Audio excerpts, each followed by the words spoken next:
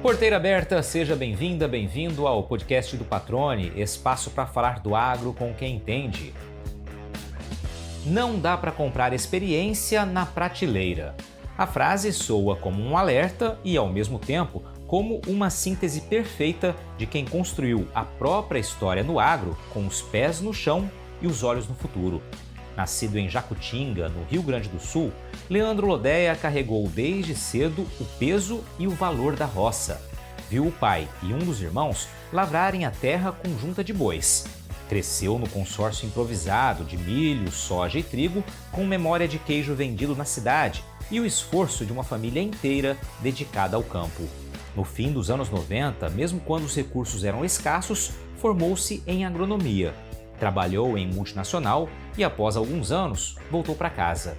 Queria retribuir o que recebeu, plantar com os irmãos e, mais tarde, colher com inovação. Hoje, além de agricultor na região de Sorriso, é um dos nomes à frente da Proventus, uma empresa focada em pesquisa e melhoramento genético de culturas especiais, como gergelim, feijão mungo, amendoim e milho de alto valor agregado. Está ajudando a desenhar um novo mapa para a segunda safra em Mato Grosso, num momento em que mais de 4 milhões de hectares buscam alternativas viáveis e rentáveis após a janela do milho. Mais do que tecnologia, ele fala de legado. Defende que o sucesso não se mede apenas em sacas, mas na capacidade de transformar desafios em caminhos. E garante: nenhuma cultura vinga sem tempo, estudo e paixão. Neste episódio, você vai entender como decisões tomadas entre o sim e o não podem mudar uma trajetória inteira e por que a vida no agro, como ele diz, é mesmo uma colcha de retalhos, feita com suor, costurada com fé. Uma conversa que mostra que o agro de verdade não é feito só de grandes safras, mas de gente que planta com os pés na terra e o coração no futuro. Leandro Lodéia, meu amigo, que satisfação recebê-lo aqui no podcast do Patrone. Geralmente eu falo, olha, faz tempo que a gente está querendo conversar, querendo até que deu certo a agenda, mas a tua entrevista, esse bate-papo, esse episódio com você, esse eu acho que está criando até teia de aranha, de tanto tempo que faz que a gente está tentando achar uma data aí para poder bater esse papo, né? Já conversamos algumas vezes pessoalmente, mas sempre naquela correria boa, saudável do dia a dia, né? Se as agendas estão apertadas, evidentemente é porque ambos estamos trabalhando muito e é assim que tem que ser. Meu amigo, seja bem-vindo ao podcast do Patrone, muitíssimo obrigado por receber a gente para essa conversa, abrindo essa brecha na tua agenda corrida, ainda mais nessa semana a gente vai logo falar também sobre isso, mas seja bem-vindo ao podcast do Patrone, cara, estou muito feliz com a tua participação aqui. Como é que você está? Tudo bem, Patrone. Patrone, desculpa aí pela enrolação, né? Mas o dia a dia realmente é corrido. Mas assim, é um prazer estar aqui com você. Admiro muito você, te acompanho. O teu lado, além da tua pessoa maravilhosa, o teu lado profissional, acho que você, dentro do estado e a nível de Brasil, uma das pessoas que trabalha para o agro, uma pessoa que é importante, que muitas vezes a gente dá entrevista, o repórter transforma o copo d'água em tempestades. E você é uma das poucas pessoas que eu conheço que passa para o público da cidade, passa para o ouvinte mesmo, a realidade do campo, que consegue transmitir sem muitos, sem sensacionalismo, sem torcendo realmente a realidade, e isso que é importante, que às vezes chega as coisas distorcidas e às vezes dá uma imagem negativa para o agro, né? Parabéns pelo seu trabalho, é um prazer estar aqui com você. Eu que agradeço, cara. Agradeço e sempre que eu ouço algum tipo de elogio sobre essa postura, eu acho que tem que ser assim, né? Eu costumo dizer que perguntar se você escolheu o agro, não. O agro me escolheu de verdade, assim, né? Desde o início da minha formação como jornalista, eu já tive a sorte, de ter a oportunidade no Canal Rural, depois vim para Mato Grosso, fui para Centro-América, voltei para o Canal Rural e sempre acompanhado de pessoas que me ajudaram muito, né? O Pedro Silvestre, meu compadre, foi uma dessas pessoas e todos vocês, que sempre abriram as portas das fazendas, das propriedades, dos escritórios e principalmente, se dispuseram a falar, que eu acho que essa é uma das grandes características do agro e eu falo para as pessoas que fazem jornalismo, que buscam, saber do setor, é o único setor, sem sombra de dúvida, da nossa economia brasileira que tem sempre gente disposta a contar, a explicar, a trazer essa história, né? Porque essa história é uma história viva que faz parte. O que a gente vê do agro hoje é um trabalho construído com muito suor nas últimas 4, 5, 6 décadas. Isso se a gente não contar para trás, né? Então, realmente é nada mais justo do que trazer toda essa verdade que vocês sempre nos entregam. Então, te agradeço pelo elogio e principalmente por estar aqui, cara. Você não enrolou nada, não, né? A agenda realmente ela estava apertada para ambos e é assim que tem que ser, né? Tem que ser desse jeito porque a gente não para de trabalhar. Essa é a grande realidade, por isso que tem que ser assim. Mas, meu amigo, vamos lá. A gente conversava aqui antes do início da gravação, do bate-papo. Eu vou pedir para você repetir algumas coisas aqui que a gente começou a conversar simplesmente, né, após o cumprimento e fomos quase gravando um episódio sem ter apertado o botão REC aqui. Então, vamos lá relembrar algumas coisas. Agora eu já sei da tua origem, mas você vai trazer para os nossos ouvintes, né? Você é um gaúcho, me fala da tua origem e já desde moleque, né? Ou seja, desde que nasceu já com o sangue do agro correndo nas veias, né? Isso, isso. Na verdade, eu sou minha família é agricultor, né? Meu pai e minha mãe, como bom descendente italiano, né? Vivia na roça. Eu falo assim que eu sempre começo falando, de onde que você é? Eu sou lá, já viu falar de Erechim? Sim, sim, Erechim, não, eu sou de Jacutinga. Então eu sou jacutinguense, patrone, lá do Rio Grande Amado, Rio Grande do Sul. Nasci em Jacutinga. Com 7 anos nós viemos para a cidade de Pitanga, no Paraná, e aonde de Pitanga eu fui fazer agronomia na cidade de Bandeirantes, na FAUM, né? Fundação Faculdade Luiz Meneghel, que hoje é Uniderp, né? Hoje estadualizou, e me formei em 99 em Bandeirantes.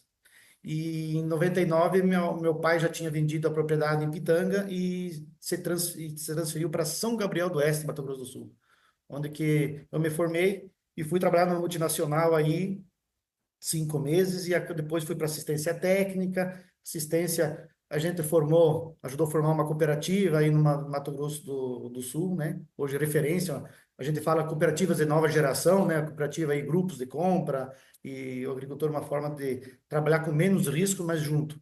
E depois de 4, 5 anos, o meu irmão estava aqui em Nova Biratã e a gente resolveu fazer essa mudança, até questões pessoais, e hoje estamos na linda cidade de Sorriso, que hoje, no momento dessa gravação, está fazendo 39 anos. Parabéns, Sorriso aí, né? É uma cidade que eu falo, a gente acaba viajando muito por causa do trabalho, mas toda vez que eu volto, eu falo para minha esposa, eu fico mais apaixonado por Sorriso, sabe? Conheço várias cidades, mas Sorriso não tem como não brilhar o olho. Quando a gente fala de Sorriso, o pessoal brilha o olho sem conhecer Sorriso. Imagina conhecendo então. Então essa aí é uma curta trajetória do Leandro aí no longo desses 49 anos de idade. Ah, que legal, cara. Coincidência, eu não tinha, né, me atentado ao fato, né? Hoje, para quem está nos ouvindo no dia dessa gravação, né? Dia 13 de maio, então, aniversário da cidade de Sorriso. E você mudou quando para aí? Faz quanto tempo que você mora em Sorriso, Leandro? Em dezembro vai fazer 20 anos. 20 anos. A cidade estava com 14 ainda quando você. É 34, é isso que está completando? 39 anos. 39 anos E então. eu Então, estou com 49. maravilha, maravilha. Então, parabéns aí a todos os sorrisenses, né, de nascimento, de coração, né, que realmente fizeram dessa cidade não apenas uma cidade muito linda, né, com uma economia fantástica, mas também, né, a nossa capital nacional do agronegócio, vale sempre lembrar, né, Sorriso é reconhecida por decreto, né, realmente, oficialmente no Brasil como a capital nacional do agronegócio, o município que mais planta soja aí no Brasil, no mundo, se eu não me engano, também ainda mantém esse título, milho também, né, no Brasil, e é muito bacana realmente a gente ver toda essa transformação que, além de Sorriso, toda a região do Etão 63 e as outras regiões do estado tem feito, né, com a nossa produção agropecuária nacional, né? Ou seja, expoente que Mato Grosso se tornou. Agora, Leandro, só para a gente voltar um pouquinho aqui, eu sempre pergunto isso para quem participa, qual a tua, vai ser evidentemente da roça, da época do sítio dos seus pais, mas qual a primeira lembrança de campo, a primeira imagem de campo que vem na tua cabeça lá de quando você era moleque? Cara, eu lembro o pai, meus irmãos mais velhos, arando terra com boi, lá no sul, né? O palhaço, a dupla, o palhaço e o Colorado. Era, veio na cabeça, você pediu agora, veio uma junta de boi e eles lavrando naquelas terras pensas aquelas terras com declive, né? E com pedras, né? Lá no sul, lá na cidade no município de Jacutinga, distrito de Bela Vista. Nós morávamos no Cara. interior de Jacutinga. Muito bom, interior de Jacutinga, que legal, cara. Arando carro, com boi, isso é muito legal, né? Isso é legal quando a gente relembra, assim, que isso fica muito vivo, né, na nossa imagem, quando a gente provoca, de fato, essa busca no passado, vem umas imagens muito gostosas de lembrar, né? E aí, lá eles plantavam o quê? E faziam mais o quê, né? Você comentou no bastidor aqui também que você tinha uma outra atividade além da agricultura, né? Me fala um pouquinho disso. A origem lá foi, na época, era soja, começou a evoluir aí eu nasci em 75, mas eu lembro já que plantava milho e plantava soja no meio do milho. Eu me lembro que eles dobravam o milho, quando o milho formava a espiga, quando estava já no ponto de começar a secar, né, o milho, amadurecer o milho, eles passavam dobrando o milho para quê? Para que tivesse mais luz e o soja no meio do milho pudesse produzir, né? Aí começou o tal do consórcio, né? Que é onde a gente fala de plantas consorciadas, mas era um consórcio que fazia soja com milho. E trigo, eu lembro trigo, cevada que se plantava lá. Da infância eu lembro dessas culturas aí. E claro, criando suíno, criando ovelha, tirando muito leite, a mãe tirava muito leite, vendia queijo na cidade. Eu acho que a maioria dos gaúchos tem essa história aí da agricultura familiar, né? E a escolha pela agronomia, você sempre pensou em fazer agronomia? Foi algo que, pela própria vocação natural ali, a atividade, você já tinha esse interesse? Como é que surgiu esse insight aí? Já não foi. Só tinha uma para fazer, era agronomia, já era o objetivo. Na verdade, eu tenho um primo que era por parte de pai, né? E ele era agrônomo numa cooperativa, sempre o Leonir, e eu via ele trabalhando na cooperativa, sempre falava do Leonir, do Chico, né? E aquilo lá veio, e os meus irmãos também, e o da família, já estava no agro, precisava dar uma, eu fui infelizmente ou felizmente, o único que se formou dos irmãos, né? Graças a Deus tive essa oportunidade, sou irmão mais novo, graças ao trabalho dos meus irmãos mais velhos, dedicação deles no campo, eu também consegui estudar. Lembro que quando eu passei na agronomia, a FAUM era uma fundação, mas era paga, né? Quando eu falei para o pai que eu tinha passado, ele falou, mas como é que vamos pagar? Meio sem recurso. E o meu irmão mais velho até fica assim, feliz. Ele falou, não, vamos dar jeito de estudar, porque nós precisamos que você estude, tem que ter alguém para nos orientar. Então, tive esse privilégio, né? Infelizmente para eles, mas felizmente para mim, tive esse privilégio de conseguir me formar e é sempre da roça, não adianta, né? Eu me considero muito mais agricultor do que próprio agrônomo, né? Do dia a dia aí da roça que a gente do ganha-pão, sustento e a gente passou altos e baixos, né, patrônio? Toda vez que a gente, depois questões familiares, os irmãos acabaram se dividindo e a gente passou por vários gargalos aqui, temos se recuperando.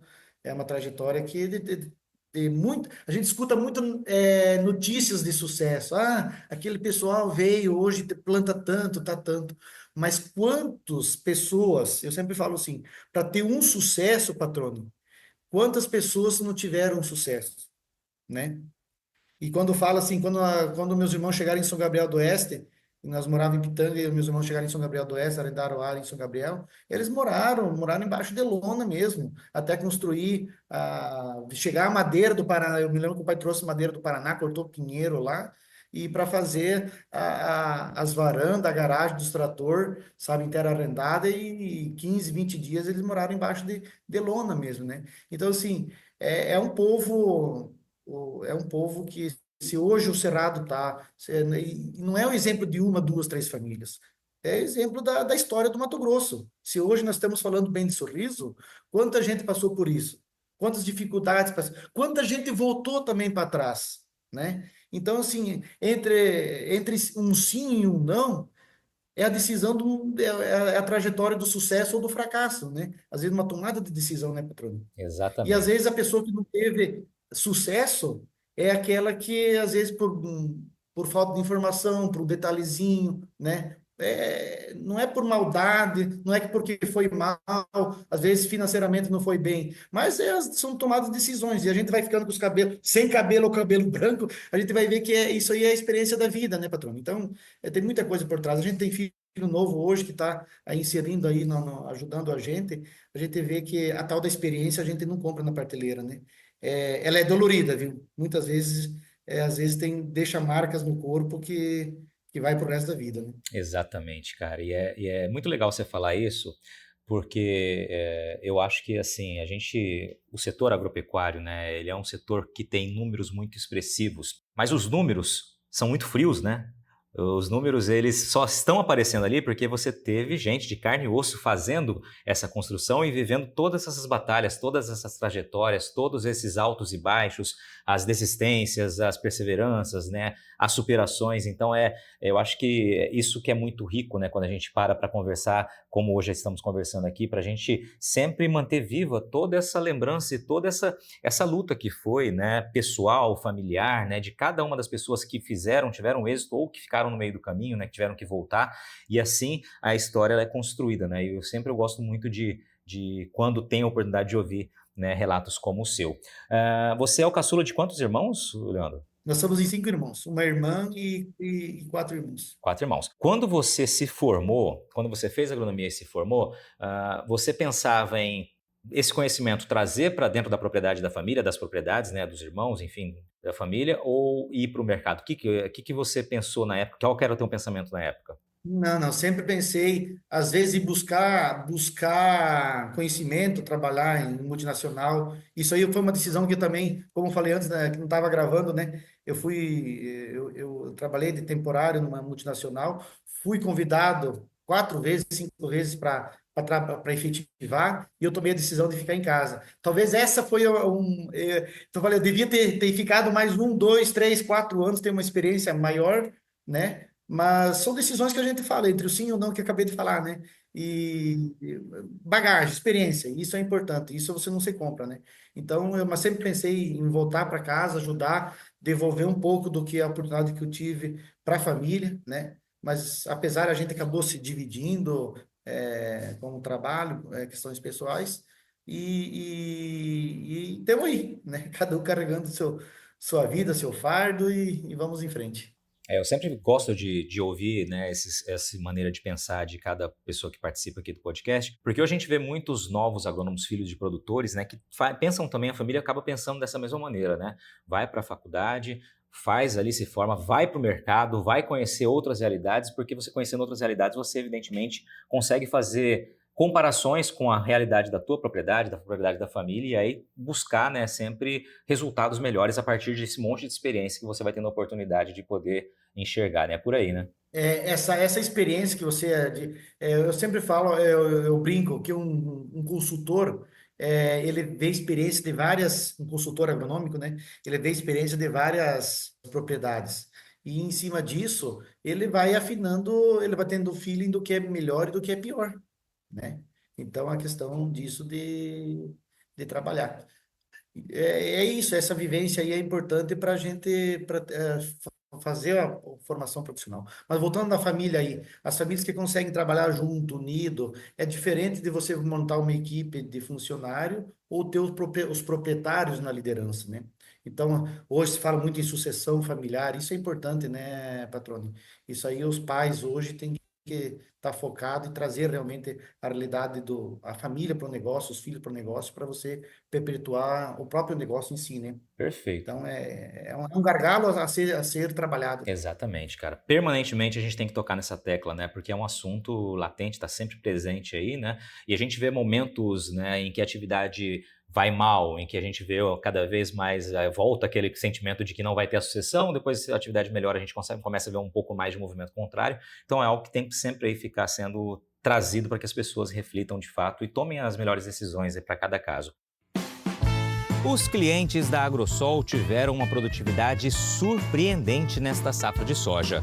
Mesmo com os desafios climáticos em algumas regiões, quem investiu nas sementes da empresa colheu excelentes resultados. Em Sinop, o grupo Pascoaloto plantou a cultivar Brasmax, Olimpo e Pro. e alcançou uma média de 90,5 sacas por hectare, em uma área com mais de 1.000 hectares. Já em Brasnorte, o produtor Jorge Pires de Miranda optou pela Brasmax Sparta I2X e viu sua lavoura bater entre 102 e 105 sacas por hectare. E qual o segredo de tanta produtividade? Escolhas bem feitas. As cultivares certas, aliadas às novas biotecnologias, garantiram mais sanidade no campo e, com isso, mais rendimento. E nem bem terminou a safra 24-25, a Agrosol já está olhando para frente. A equipe técnica já trabalha na avaliação de novas cultivares que devem reforçar o portfólio da empresa na próxima temporada, gerando ainda mais estabilidade e resultados para os agricultores. Porque o produtor sabe, cada saca a mais conta e faz diferença no bolso. E pode seguir confiando na qualidade das sementes Agrosol. Agora, Leandro, desde que você está em Sorriso, então, me fala qual que é a tua atividade, né? Você segue como produtor, como consultor? Me fala um pouquinho para que as pessoas entendam, né? O que o Leandro Lodéia tem feito em Sorriso nessas últimas 2 décadas aí. A gente chegou aqui como produtor, né, na região de Novo Biratã, onde que a gente não teve, depois de mais de 15 anos, a gente precisou dar uma pausa, né, por situações financeiras, e nesse período, a gente começou a pesquisar feijões, calpi, gergelim, e um negócio que foi mais curioso, hoje se tornou um negócio nosso, né? Hoje, além de plantar um pouco, a gente está conseguindo, está entrando no mercado dos cultivos especiais. Hoje eu venho trabalhando com a gente tem trabalha com pesquisa, né? Desenvolvimento de cultivares de gergelim, cultivares de feijões, feijão mungo, mungo preto. Temos várias parcerias com tipo IAC, alguma coisa com a Embrapa, algumas empresas de fora do Brasil também a gente tem parcerias, né? E a gente também temos na cultura do amendoim um projeto que a gente vem trabalhando há 7 anos aí, né? E a gente está hoje focado em melhoramento genético e produção de semente. Mas hoje você segue como produtor também, é em Sorriso ou em Nova Biratã? Como produtor. A gente tem uma parceria aí que a gente estamos produzindo. Produzindo. Hoje você... Mas uma propriedade pequena, mas a gente tá plantando ainda, principalmente amendoim. Pois é, então hoje o teu foco principal é soja e amendoim. Como que você faz aí, o só amendoim, como que é? Não, eu trabalho focado nas culturas especiais, né? Que a gente fala. Tem os pulses, né? Que a gente fala pulses são leguminosas secas, né? Que não tem óleo, né? E as especiais aí entra gergelim, que é uma oleaginosa, um amendoim. Também estamos pesquisando alguma coisa de milho pipoca, que a maioria das sementes de pipoca vem ou da Argentina ou dos Estados Unidos. A gente é meio teimoso, né? Ah, não dá, vamos lá, vamos fuçar para ver de lá, né? Então, a pesquisa, eu sempre falo, a pesquisa é onerosa, porque demanda dinheiro, onerosa em tempo, né? Porque o tempo é uma das coisas mais preciosas que a gente tem, mas é o caminho mais curto para o sucesso, né? Se você errar em parcelas, é mais barato que você errar em talhões, né? Então, é importante você ter a pesquisa. E hoje, se nós falarmos de milho, falar de soja, quantas empresas estão pesquisando isso? Algodão, né? Aí são centenas de empresas. E quando a gente fala de gergelim, quando a gente fala de feijão calpi, feijão dos fazelos, lugar do preto, carioca, até tem mais empresas. Mas assim mesmo a quantidade é bem menor, né, patrão? Então, tem uma lacuna muito grande. E essas culturas vêm se destacando, né? Essas culturas, vamos supor assim, os 12 milhões e 800 mil hectares que praticamente o Mato Grosso planta de soja na primeira safra. Nós temos 7 milhões e meio depois na segunda safra de milho, 1 milhão e 200, 1 milhão e 300 de algodão, sobra aí 4 milhões e meio de hectares para ser explorado com outras culturas que, após a janela do milho da segunda safra, se encaixa perfeitamente, né? Então, isso aí E 4 milhões de hectares é a somatória de quantos países, né? É a somatória de quantos países junto. Então, por isso que eu falo, o Mato Grosso é um país, né? Isso falando especificamente do Mato Grosso. Mas essa tecnologia pode ir para o Cerrado inteiro, né? Então, gergelim, feijão caupi, feijão mungo, mungo preto, Red Bambu, são culturas que têm um espaço, só que tudo tem que ser trabalhado, desde os acordos internacionais, igual a gente conseguiu depois de 4 anos com a abertura com a China, né? E agora vai começar a exportar para a China. Está se trabalhando nos feijões para vender direto para a China, senão a gente vende para um país, o país compra a nossa e revende lá, estão ganhando em cima das nossas. Sim, tem essa margem, que, claro, está trabalhando, tem que ter margem. Mas então tudo é construir uma cadeia. E isso não é um ano, 5 anos, isso aí vai décadas para se adaptar, né? O Brasil é muito bom dentro da porteira, mas comercialmente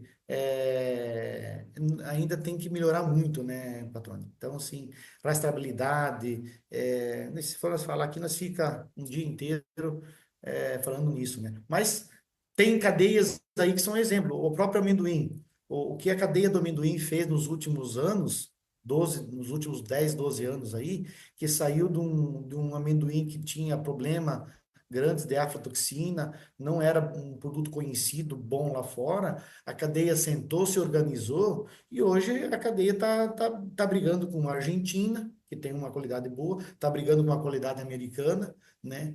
E estão ganhando espaço no mercado europeu.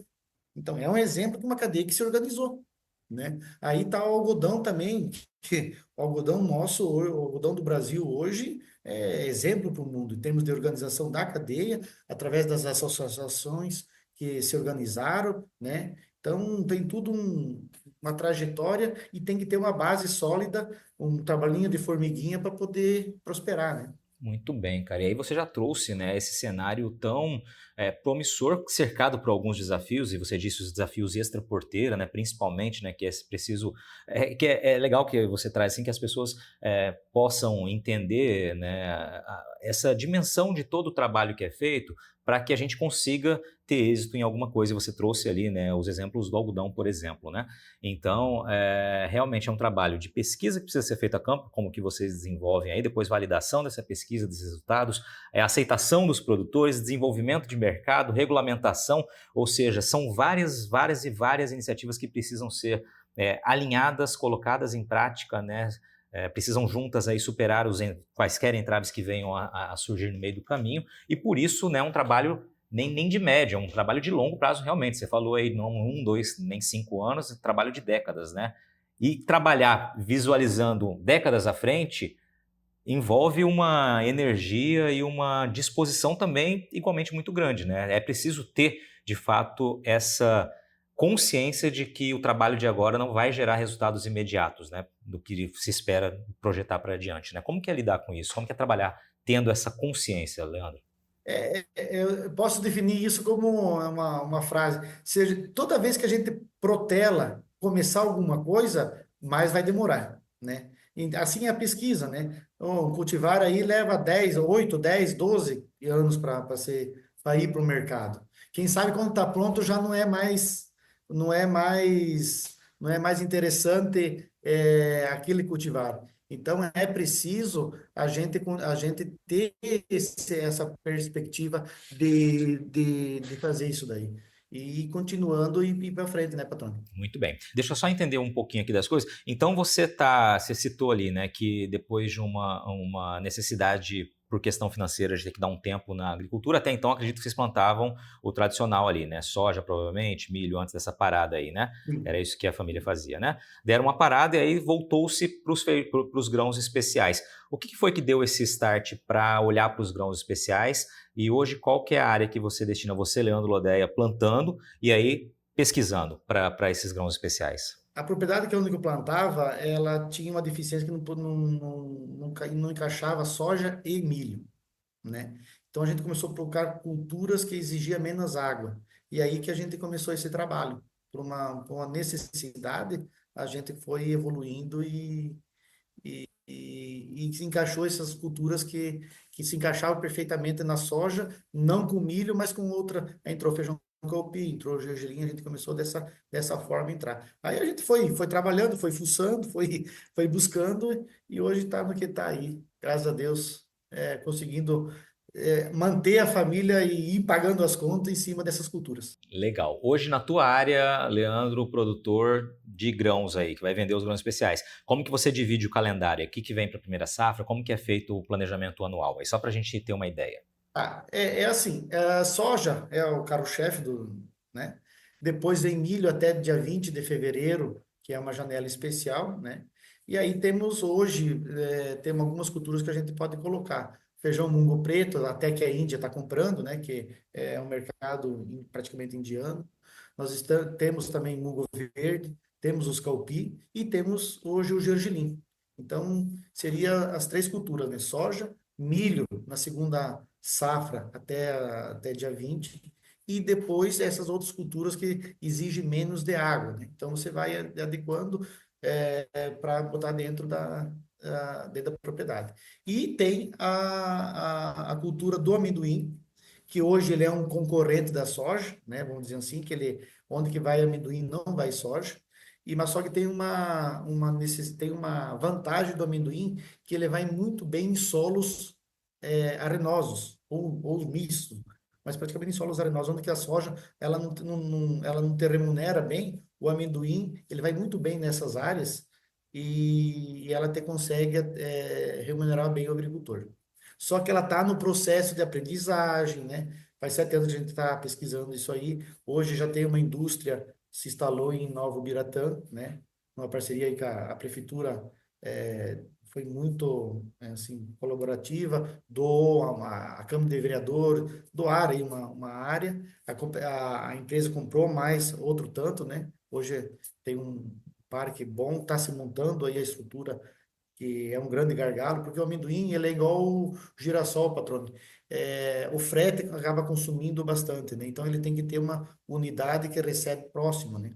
Ele é muito leve, né? Então é isso daí. Então hoje o amendoim ele se encaixa nesses solos mistos, né? E a gente tem uma quantidade grande nesses solos leves, né? E é uma alternativa para o agricultor. E toda propriedade praticamente tem seus solos vermelhos e seus solos mistos. Então, elas enquadram dentro da propriedade para poder gerar. Muito bem. E aí, Leandro, título de curiosidade mesmo, tá? Porque você trouxe um portfólio grande de grãos especiais aí que estão sendo trabalhados e citou alguns que você traz para dentro da fazenda ali após aquela janela ideal do milho segundo a safra, né? Como que você toma, o que que te faz tomar decisão por A, B ou C dos grãos especiais? É atenção ao mercado? Existe venda antecipada? Como que funciona isso aí na prática? Hoje, nós temos exportadores sólidos, temos exportadores tradicionais, né? Então, o agricultor, quando vai fazer suas compras, vai fazer suas vendas, geralmente travam sua produção. Então, é contratado. Então, isso é certeza da parte comercial estar resolvida, né? Nós temos aí, hoje, a nível de Brasil, aí, 10 empresas aí que faz esse mercado de gergelim, de feijões. Muitas, a maioria ou a totalidade estão no Mato Grosso, né? Que o Mato Grosso é o celeiro dessas culturas. E daí o agricultor vai se preocupar com a parte técnica, né? Realmente, essa aí é um grande gargalo, como a gente falou inicialmente, são poucas empresas pesquisando, mas essa curva de aprendizagem dentro da propriedade, essa curva de aprendizagem dos próprios agricultor ou do próprio funcionários dentro da fazenda tem que ter. Soja a gente nunca não saímos produzindo 70, 60 sacos, 80 sacos que está hoje. Veio seus 25, seus 30, então foi evoluindo ao longo do tempo, né, patrão? Então tem essa curva de aprendizagem. E junto tudo com aquela estrutura comercial que a gente tem, como a exportação, e eles são produtos consumidos direto, é diferente de uma soja que você vai esmagar, vai fazer só óleo ou farelo, que vai para alimentar um animal para se tornar proteína vegetal, né? E é um consumo direto, uma proteína que você consome direto, no caso dos feijões. Então, aí tem estudos de resíduos, tem um monte de coisa por trás que a gente tem que ir evoluindo, né? É Excelente, mais, cara. é mais complexo um pouco. Exatamente. E aí, por isso é tão fundamental o trabalho da pesquisa que vocês desenvolvem. Você está com pesquisa há quanto tempo? E a pesquisa é feita pela empresa, pela LDC Sementes, é isso? A gente deu uma cara jurídica agora, patrone. A gente juntou a necessidade e conseguimos uma área aí, e a gente montou uma empresa de pesquisa para centralizar e para organizar essa pesquisa também, né? Então, todo o melhoramento genético, esse pacote tecnológico, porque assim, não é só um material genético que precisa, mas precisa de um pacote tecnológico. Então, você não adianta ter um cultivar bom se você não tem um pacote tecnológico para ele, né? Então, a gente acaba se desenvolvendo esse pacote tecnológico, é isso que a gente está atuando para chegar com a informação mais precisa para o agricultor. Ó, essa é a época de plantar, esse espaçamento, essa é a população, esses são os produtos. Aí a gente tem produto, tem umas culturas novas que não tem produto registrado, tem que batalhar junto ao Ministério, junto às empresas para fazer extensão de uso ou registrar o produto. Então, assim, por isso que toda vez que você demora para tomar uma decisão de incentivar, mais tempo demora para isso, né? Então, é um trabalho de décadas mesmo para poder organizar esse setor. Legal. E a empresa é a Proventus. É É isso. a Proventus. É a Proventus, né? Então ela deriva ali da LDC, faz um corpo jurídico para focar de fato em pesquisa. É isso. Isso. Perfeito. E aí, Lodé, só para também chegar nessa linha, hoje na área de pesquisa, vocês estão com quantas culturas aí pesquisando? E você falou da necessidade de incentivo, né? Porque realmente despende um investimento muito alto para a realização de pesquisa, né? Eu queria que você falasse um pouquinho nessa seara aí. Hoje a gente vem trabalhando aí com mais de 10 culturas diferentes, né? O que que a gente imaginou? Soja e milho já está bem, a soja e milho já está bem organizado. Mas depois, por um crivo de oportunidade de mercado, a gente acabou, junto com a LC, que trabalha mais nos cultivos especiais, a gente veio a DISA, que o proprietário da DISA é um melhorista que faz a nossa parte também, e ele tem milhos que ele licencia, a DISA licencia milhos. Por isso que hoje a gente está fazendo a Proventus, é a empresa de pesquisa, mas abaixo da Proventus está a ALC e a DISA. E a DISA trabalha com milhos especiais, além de milhos tradicionais, né? Ela é uma licenciadora de materiais para os multiplicadores. Ela tem milho de canjica, ela lançou milho de canjica, milho de alto valor proteico, né? Para farinhas. Então, tem esses nichos de mercado que a DISA está trabalhando. E a LC mais nos feijões, nos pulses aí e nas oleaginosas. Então, a gente condensou toda a nossa necessidade de pesquisa em cima da Proventus. E é isso que a gente vai demonstrar agora no dias 16 e 17 de maio, né? Nessa semana, o que a gente vem trabalhando ao longo do tempo. Mostrar para o agricultor, mostrar para os profissionais, para os interessados, do que nós temos, que não é só soja, milho e algodão. Tem outros eixos que a gente pode ter rentabilidade, né? E uma coisa que eu falo que é muito importante, tirar um pouco do risco. Porque se você pega um milho, sai da janela ideal do dia 20 de fevereiro e vai entrar em março, você acaba tendo risco, né? E se tu botar essas culturas do dia 20 em diante até dia 10 de março, dia 15 de março, por necessidade hídrica menor, tu sai desse risco, né? Teu prejuízo não é, se der negativo, não é tão grande. E essas culturas uma época ideal. Então, dentro da propriedade, dependendo do ano, se começou a chover mais tarde, você consegue fazer um arranjo produtivo diminuindo o risco. E diminuindo o risco, você acaba tendo mais sucesso, mais rentabilidade dentro da propriedade, né? Então, a gente vem trabalhando nessas culturas, a gente divide nos gêneros vignas, né, que são feijão calpi, feijão mungo, red bambu, e os fazelos, que são para pivô. Nesse evento, a gente não vai falar tanto de fazelos, que já é para uma terceira safra, né? A gente vai falar basicamente de milhos, dos milhos especiais, principalmente, né? E de amendoim e gergelim, e dos feijões vignas aí. E além das plantas de cobertura, que é importante para o solo, né? Perfeito. O Leandro já citou então aqui, é o Proventus Field Day, que acontece agora nessa sexta e sábado, né, dias 16 e 17 de maio, em Sorriso. Né? Vou estar lá com vocês, vou estar aprendendo mais. Já fiz várias perguntas aqui, vou fazer mais lá no dia desse evento, justamente para poder conhecer, né, mais sobre essas características, sobre os potenciais, né, sobre as questões técnicas, né, as características de cada uma dessas mais de 10 culturas aí que estão sendo trabalhadas, né, ou cerca de 10 culturas estão sendo trabalhadas.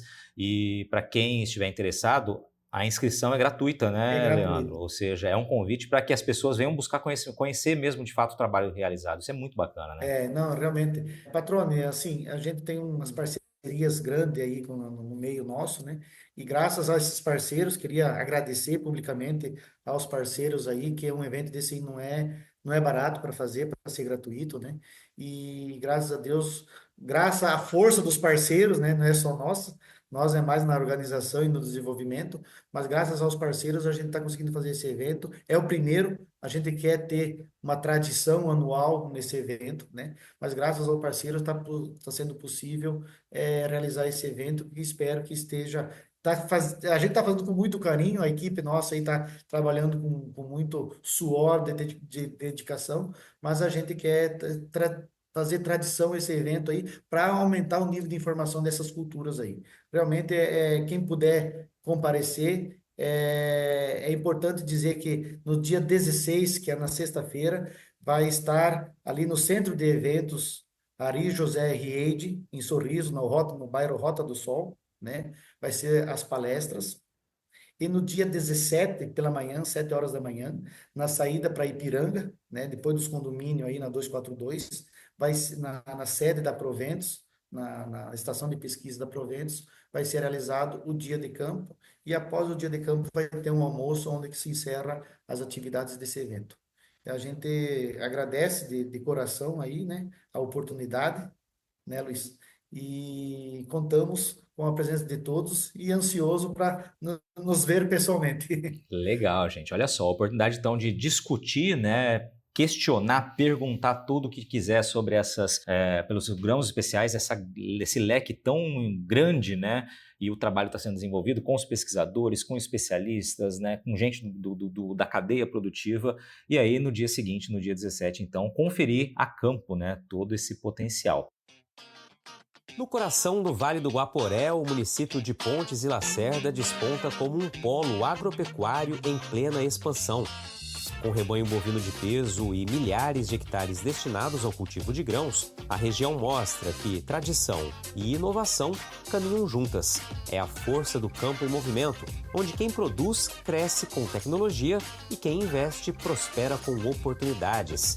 E é neste solo fértil que a Oeste Rural Show consolidou-se como a maior feira de negócios agro do Vale do Guaporé, movimentando mais de 720 milhões de reais nas 4 primeiras edições.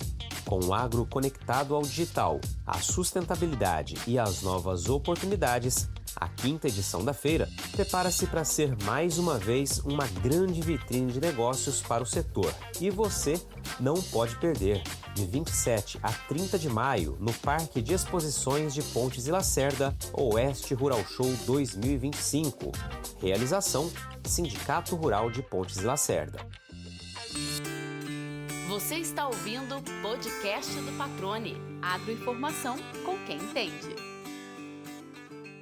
Convite feito, Lodé. Vamos lá para a gente seguir para a reta final aqui, mas ainda quero te perguntar um pouquinho mais, né? É o momento dos produtores enxergarem com outros olhos os grãos especiais, né? Você me diria que a oportunidade está aí, realmente tomar esse conhecimento que a pesquisa está desenvolvendo, as oportunidades estão surgindo, como você citou, a abertura do mercado chinês, né, para o nosso gergelim, por exemplo. É o momento de olhar com mais carinho para os grãos especiais? Eu tenho certeza que é, Patrone, porque nada que tu vai fazer na vida, a gente falou muito de experiência, é de uma hora para outra, não é uma fábrica de bolo que você vai pôr os ingredientes e sai a receita, né? Eu acho que você mexendo na agricultura é tudo variável. Então, o ato da experiência, o ato da informação é primordial, né? Mesmo que aquele momento que você entrou, às vezes, ou aquela cultura não está em alta, mas você tem que estar preparado para uma oportunidade de mercado. Se você for só plantar quando tiver oportunidade comercial de mercado, você não vai estar pronto. Você não vai estar com feeling, você não vai estar com conhecimentos técnicos. Então, assim, o conhecimento você vai adquirindo ao longo do tempo. Não é lá numa prateleira e compra o conhecimento, né? Você pode se informar, mas a experiência você não compra, você não vai buscar na prateleira do supermercado. Então, eu acho que é importante eu falo que a vida da gente é feita é uma colcha de retalho, né? A gente vai acabando montando ela ao longo da vida. Então, eu acho que é mais uma caixinha que tem que ser preenchida, né? Vai lá, vamos botar os cultivos especiais, o que a gente sabe, quem são os players de mercado, quem são os compradores, qual que são os cultivares, quais são as culturas que me enquadra, me encaixa dentro da propriedade, né? Essa discussão tem que ter. E uma coisa que a gente se preocupou no evento, patrônio, e você vai fazer parte, é a discussão. Não adianta nós temos palestras, né? O palestrante ir lá e falar e não ter oportunidade para esclarecer. Eu acho que a mesa redonda é importante para isso. Enriquece muito o evento, né? E essa discussão a gente tem que se aprofundar, porque aí é onde que vai surgir as dúvidas e vai ser esclarecidas as dúvidas, né? Eu acho que é muito importante esses detalhes, né, patrão? Excelente. Pela tua experiência como produtor, como agrônomo, né, como pesquisador aí né, desse trabalho desenvolvido, hoje é viável economicamente. Você até falou, né, da rentabilidade. Hoje esse investimento, independente do tamanho que for destinado aí, claro, com toda a análise de mercado, é um investimento que compensa. Patrone, eu vou responder essa tua pergunta com uma pessoa que aprendo e aprendi muito. Sérgio Stefanello, Campo Novo do Parecis. Ele fala, gaúcho, na média, ao longo do tempo, as culturas especiais são ótimas. Então, assim, quem sou eu e contra uma palavra do Sérgio Stefanello, né? Então, assim, realmente a gente vê que há oportunidades. Nós temos 4 milhões de hectares para ser explorado mais detalhado, mais a profundo no estado, só no nosso estado. Então, eu acho que temos tudo para evoluir, né, patrão? Exatamente. Grande Sérgio Stefanello, um abraço para ele, para toda a família dele, né, que várias e várias vezes, né, nos recebeu pelo Canal Rural, pela TV Centro-América para fazer, né, entrevistas, reportagens, falar um pouco desse trabalho que ele desenvolve lá. Um grande abraço. Eu espero ter a oportunidade ainda de trazê-lo aqui também no podcast. Leandro, vamos lá. Falamos bastante aqui, já trouxemos também essa oportunidade para o pessoal de Sorriso e região, né, ir acompanhar o Proventus Field Day amanhã, sexta-feira, né, e no sábado, no dia de campo. Deixa eu agora partir para as tradicionais aqui do encerramento do programa. Primeiramente, cara, qual é aquela pergunta que você, Leandro Lodéia, gostaria que fizessem para você um dia? O que você queria ter que responder? Pode ser pensando no futuro, pode ser pensando no passado, enfim, pergunta que você gostaria, queria que me perguntassem isso, porque eu já falaria isso e aquilo. Agora é hora de ser... Você faria tudo de novo? Eu acho que assim, como a gente falou antes da gravação, né, o sim e o não, às vezes na decisão da gente é importante, né? Depois da onça morta, é fácil botar, a onça, no bom sentido, né, da falácia, né? Não do ato de matar a onça, Por bem favor, né? por favor, né? Mas assim, depois da onça morta, como tem um ditado popular que fala, é fácil botar o pé em cima dela e tirar foto, né? Então, assim, a gente toma as decisões naquele momento, a gente toma a decisão em cima das informações que a gente tem naquele momento, né? E depois que passa, você vê que a decisão não foi certa ou não foi certa. Então, assim, só o tempo vai nos dizer, né? Então, assim, muitas coisas da vida talvez eu não teria feito, ou teria feito de uma forma diferente. Mas eu acho que o importante é a dedicação, é o amor, né? Que a gente tem as coisas. Sempre fazer as coisas com o objetivo de ter sucesso, né? Mas não machucar, não ferir, não fazer as coisas erradas, né? De uma forma de prejudicar alguém. E é o sucesso. Uns têm um sucesso de uma forma, outros têm sucesso de outras, né? Satisfação pessoal também, assim, eu acho que do conhecimento, quem é do ramo, eu tenho uma satisfação de estar inovando, de estar o ato de fazer, mesmo a gente não, às vezes, muitas vezes, para você fazer um acerto, tu tem 10, 12 erros, né? Então não é fácil, né, patrônio? Mas é o gosto, é a atividade, igual você tem o gosto pelo jornalismo, a gente tem para a agricultura, né? Muito bom, gostei. Eu também acho que essa pergunta seria a mais apropriada, né? Você faria tudo de novo? Acho que essa pergunta ela abre uma brecha muito grande para você fazer uma análise e tomar de fato ter essa ciência, né, de que as decisões são tomadas ao longo da vida com base nas informações que você tem naquele momento, né? Concordo plenamente com isso e a gente não pode judiar, né, quando a gente se auto-judiar, né, quando a gente pensa no passado e vê as decisões que muitas vezes não foram as melhores, mas evidentemente, foram tomadas com base nas informações que tínhamos. Muito legal trazer esse ponto aqui também. Outra pergunta, cara, uma curiosidade sobre o Leandro Lodéia, algo curioso sobre você. Divide aqui só comigo. Cara, sei lá, eu assim, quando a gente, pelo menos eu acho que uma coisa que eu acho que tem que fazer, eu sou esforçado para atingir, seja ela no lado coletivo, tem que fazer isso, eu foco para tentar fazer.